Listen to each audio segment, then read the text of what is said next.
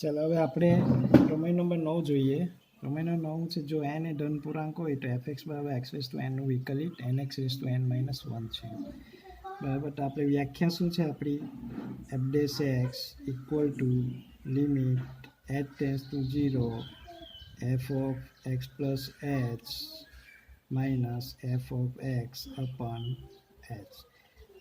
Limit h tense two 0 f of x plus h એટલે x plus h raised to n થાય, એની જગ્યાએ x plus h મૂકો તો x plus h raised to n minus fx એટલે x raised to n upon h. હવે આપણે આ કયો નિયમ? દ્વિપદી પ્રમેય સૂત્ર. દ્વિપદી પ્રમેય પ્રમાણે આનું સૂત્ર મૂકીએ. લિમિટ h ટેન્સ ટુ 0 શું આવે સૂત્ર? nc0 x raised to n અને h raised to 0. બરાબર. nc1 x raised to n minus 1 h raised to 1. nc2 x raised to n minus 2 અને h square plus up to dash dash dash plus ncn x raised to n minus n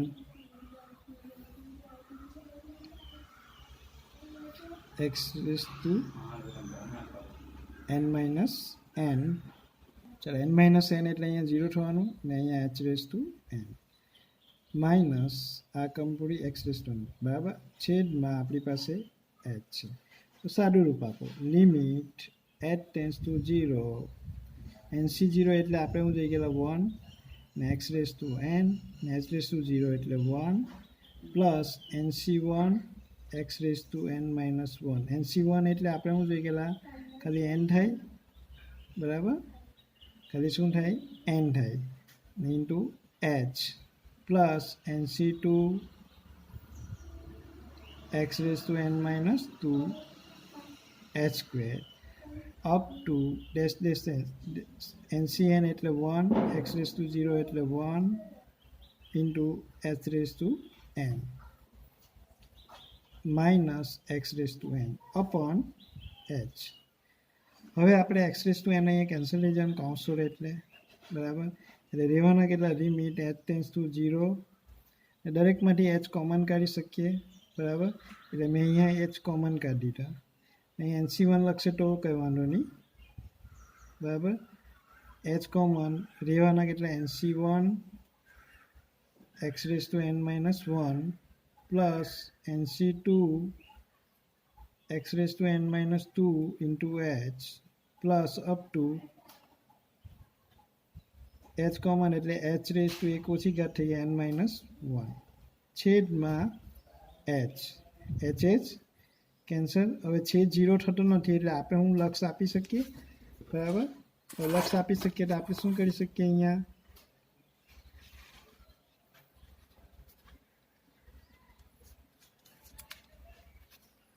અહીંયા લઈ લઉં.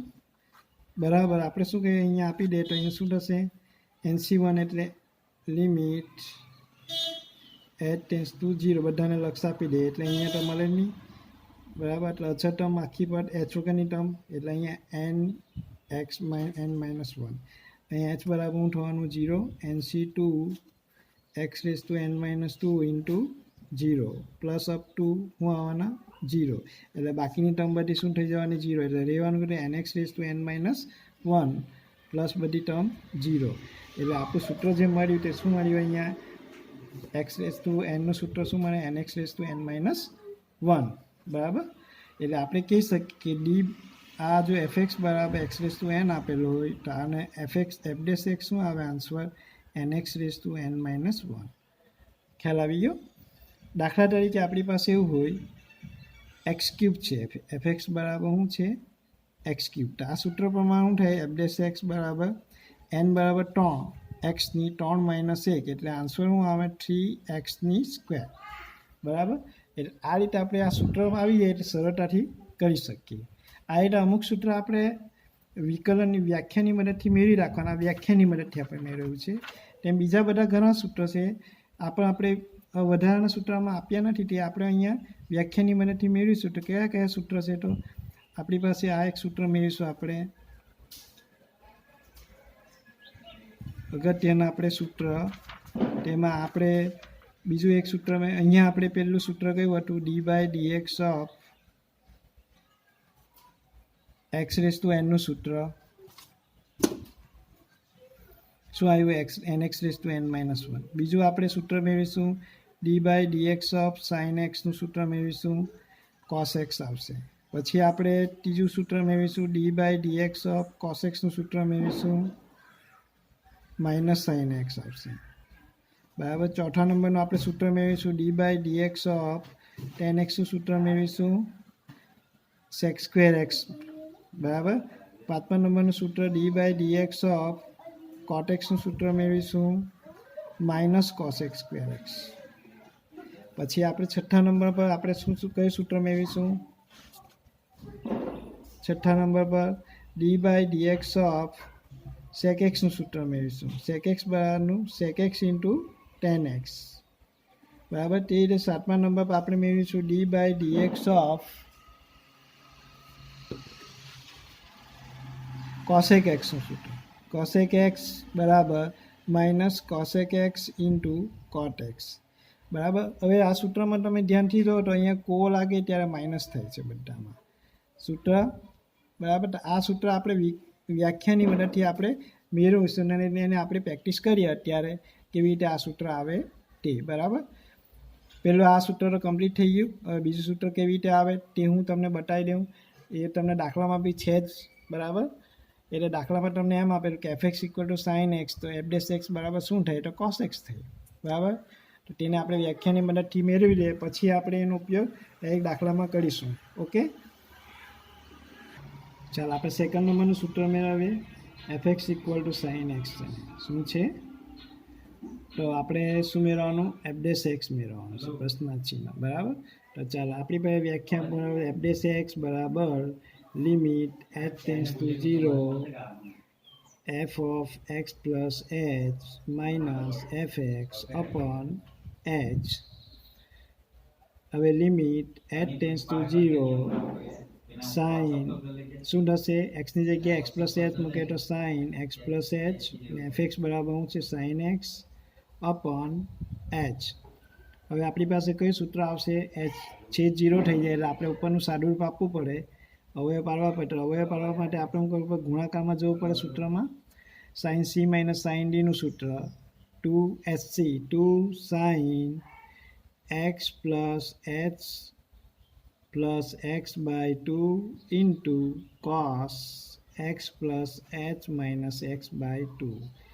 sin c - sin d એટલે sin c plus d by 2 into હા minus હોય ત્યારે પહેલાં શું આવે? કોસ આવે અહીંયા ને પછી શું આવે? સાઇન આવે. એ ધ્યાન રાખવાનું. પ્લસ હોય ત્યારે અહીંયા સાઇન આવે 2cs આવશે છેદમાં h. હવે આપણી પાસે અહીંયા x કેન્સલ. બરાબર. હવે અહીંયા limit h → 0 2 cos 2x plus h by 2 into sin h by 2. હવે આપણે આ છેદ એચને અહીંયા સેટ કરી શકીએ. તો એચને અહીંયા સેટ કરવા માટે મેં શું કરવું પડે? અહીંયા મારે બે વડે ગુણવું પડે અને ભાગવું પડે. બરાબર. એટલે લિમિટ h → 0 2 cos 2x આપી દે ને અહીંયા આપણે બધાને અલગ અલગ 2x plus h by 2 into limit h by 2 → 0 sin h by 2 અહીંયા બે વડે ભાગતા ને ગુણતા. હવે આ બે તો અચળ સંખ્યા છે એટલે બે અચળને તો બહાર લઈ શકીએ કાં તો અહીંયા ઉડાડી પણ આપણાથી શકાય. બરાબર. એટલે હવે આપણે લિમિટ આપી શકો તમે. છેદ 0 નથી થતો અને અહીંયા શું થઈ જાય? 1 થઈ જાય. નિયમ પ્રમાણે limit x → 0 sin x by x બરાબર 1 થાય. અહીંયા કિંમત આપી દેવાની લક્ષની cos 2x plus 0 by 2 into આના બરાબર 1. એટલે અહીંયા 2 2 કેન્સલ એટલે cos x. એટલે તમે જોઈ શકો આનું વિકલન શું મળ્યું? cos x. બરાબર. આ તમારો આન્સર. એટલે જે આપણે મેળવવાના હતા તે. બરાબર. એટલે કે આપણે કહીશ કે આનું વિકલન શું છે? d/dx ઓફ sin x નું વિકલન શું છે? તો cos x છે. બરાબર. આ રીતે તમે સરળતાથી કરી શકો. સેમ આના જેવું જ આપણે કોસેક્સનું મેળવીએ સેમ બરાબર. ચાલ તો કોસેક્સનું આપણે મારે મેળવવું છે એટલે કોસેક્સ પર જઈએ આપણે.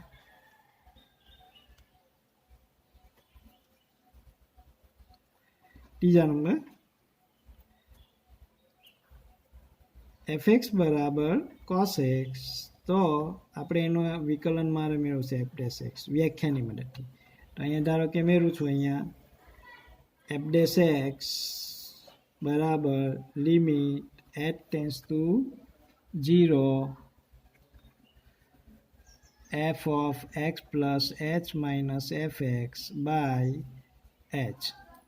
ચાલો માટે limit h tense two 0 cos x plus h minus cos x upon h. હવે cos c minus cos d ના સૂત્ર પાવાનું. તો લિમિટ h ટેન્સ ટુ 0 છે તો અહીંયા 0 થાય એટલે આપણે અંશનું સાદુરૂપ આપવું પડે.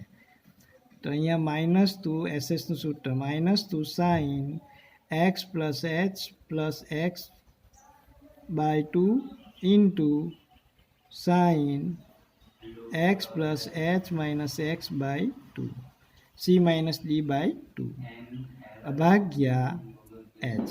xx કેન્સલ માટે limit h tense two 0 -2 sin 2x plus h by 2 into sin h by 2. હવે આ hને આપણે અહીંયા સેટ કરી લેવાનું બરાબર.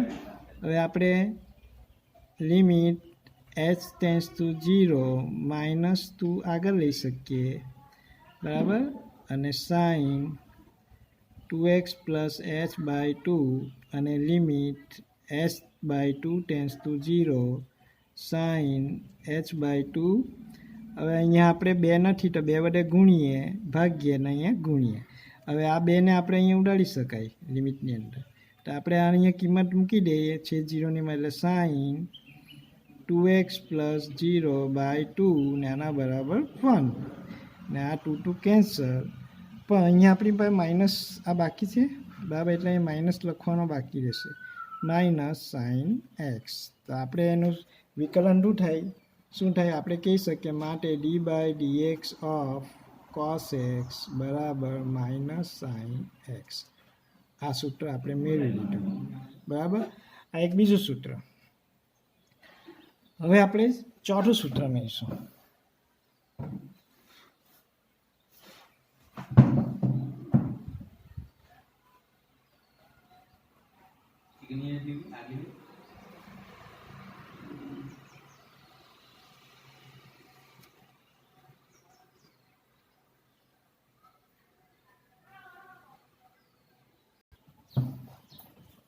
ચાલો fx બરાબર 10x, તો આપણે f dash x કેટલા થાય તે જોવાનું છે બરાબર. તો હવે જોઈએ આપણે એ પણ આપણે વ્યાખ્યાની મદદથી જ મેળવીશું. f dash x વ્યાખ્યાની મદદથી શું થાય limit h tense two 0 f of x plus h minus f of x છેદમાં h. ચાલો limit h tense two 0 f of x plus h એટલે 10x plus